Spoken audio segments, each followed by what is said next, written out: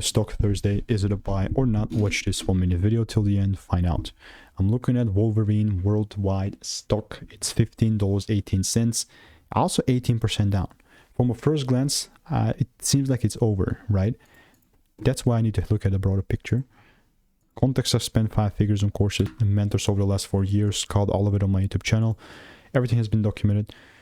And yeah, today is definitely a big day, man. Like, all the green earnings, right? Was it correct? Yeah, but we're going down. So weekly chart, honestly, like quite of an outlier move.